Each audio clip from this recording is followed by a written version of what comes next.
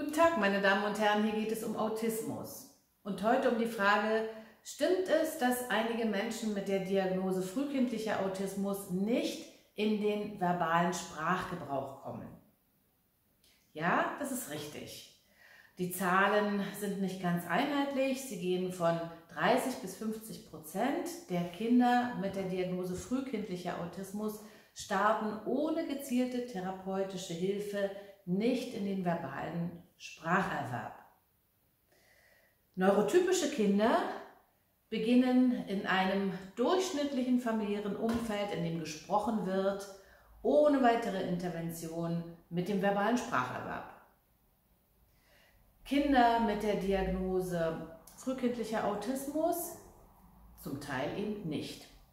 Warum das so ist? Das ist eine ganze Palette an möglichen Ursachen. Als erstes, ganz zentral, einem Teil der Kinder im Autismus-Spektrum fehlt die soziale Sprachmotivation.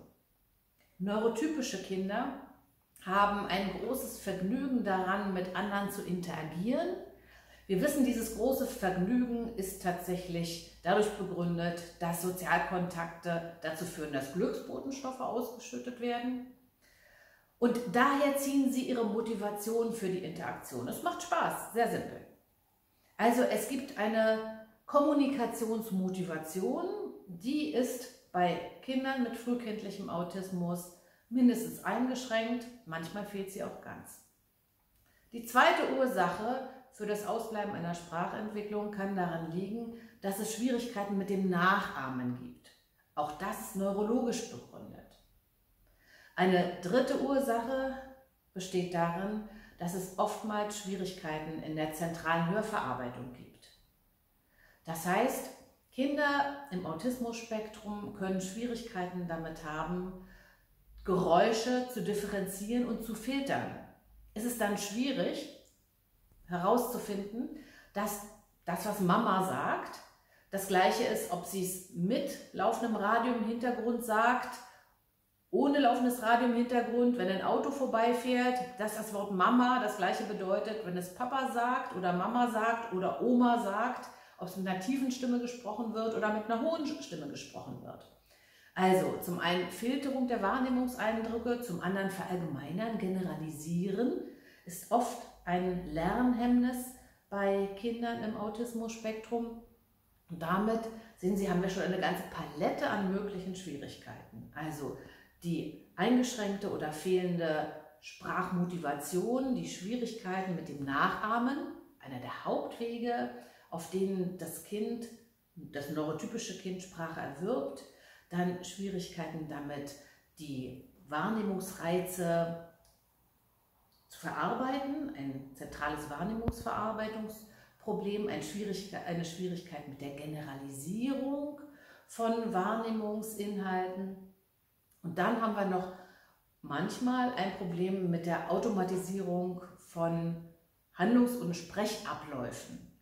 Also, wenn wir ein Wort sagen, denken wir nicht darüber nach, wie weit muss ich den Mund öffnen, was muss ich mit dem Atemstrom machen, wie muss ich die Lippen spitzen, wo muss meine Zunge hin. Das machen wir ganz automatisch. Wenn wir uns darauf konzentrieren müssten, wäre es kaum möglich, ein verständliches Wort herauszubringen. Wenn jemand Schwierigkeiten hat mit der Automatisierung der Sprechabläufe, der Artikulationsabläufe, dann wird verbale Sprache auch eine sehr mühsame Angelegenheit. Worin jetzt individuell der Schwerpunkt dieser einzelnen Schwierigkeiten besteht, ist sehr unterschiedlich. Auf jeden Fall führt es dazu, dass ein Teil der Kinder mit frühkindlichem Autismus nicht in den aktiven Spracherwerb kommt. Und das hat Auswirkungen. Erstens, man kann sein Leben nicht so gut mitbestimmen, wenn man sich nicht differenziert ausdrücken kann.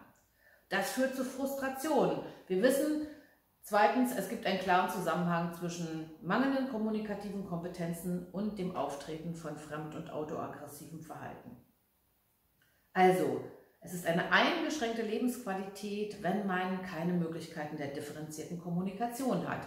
Deshalb glaube ich, es ist ein ganz, ganz wichtiger Auftrag in der Begleitung von Kindern, ihnen zu helfen, in eine differenzierte Sprachentwicklung und Kommunikationsentwicklung zu kommen. Wir wissen, dass frühe und intensive verhaltenstherapeutische Interventionen bei den Kindern, die nicht in die verbale Sprache kommen, gute Erfolge haben. Es gibt wiederholte, also replizierte Studien, die zeigen, dass 93% der Kinder unter Begleitung in die verbale Sprachentwicklung kommen können. Nochmal die Vergleichszahlen waren 30-50% ohne Hilfe nicht. Es gibt auch die Möglichkeit, zum Beispiel mit PECs zu arbeiten oder mit Apps wie Let Me Talk, mit denen man gute Erfolge erzielen kann. Letztendlich ist jede Kommunikationsstrategie besser als keine differenzierte Kommunikationsmöglichkeit. Aber ein großer Teil der Menschen mit einer Autismusdiagnose kommt auch in den verbalen Spracherwerb und Sie wissen ja, nichts ist unmöglich. Autismus.